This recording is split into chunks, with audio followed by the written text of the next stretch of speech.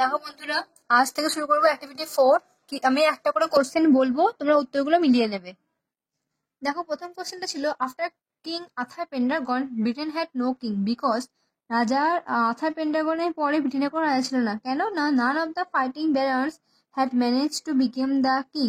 মানে যারা যুদ্ধ করছিল ব্যারন্স নিজেদের মধ্যে, তারা কেউ রাজা হতে পারেনি। দেখো সেকেন্ডটা, the magnificent sword was fixed.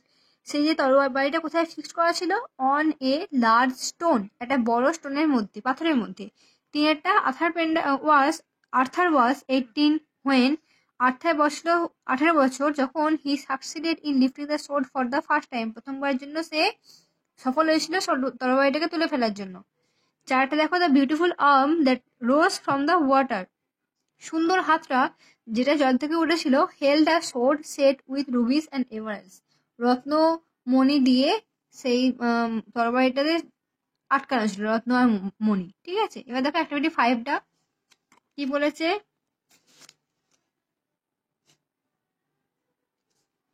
What was written upon the stone on which the sword were fixed? যে পাথরটাতে কি পোতা ছিল, সেই তরবারিটা, তাতে কি লেখা ছিল? না, upon the stone in golden letters, সোনালী অক্ষরেতে লেখা ছিল পাথরটার উপরে। was inscribed, কি লেখা ছিল? whoever pulls out this sword is by right of birth. যে কিনা তরবারি তুলতে পারবে, দ্য কিং অফ ইংল্যান্ড, সেই কিন্তু হবে কি ইংল্যান্ডের রাজা। on which the sword was fixed, যার উপরে কিনা তরবারিটা পোতা ছিল। বিয়েটা what happened on the bright May morning. Bright উজ্জ্বল মে দিনে কি হয়েছিল? মে মাসের সকালবেলাতে।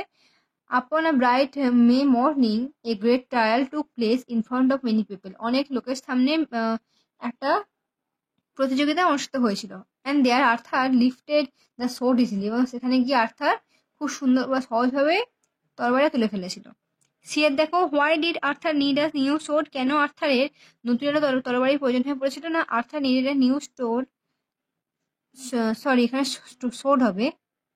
দেখো sword, because he had lost his royal sword in a battle. না, তার যে রয়্যাল সোর্ডটা সে একটা যুদ্ধে হারিয়ে ফেলেছিল, তার সেই কারণে তার নতুন একটা সোর্ডের প্রয়োজন হয়ে পড়েছিল।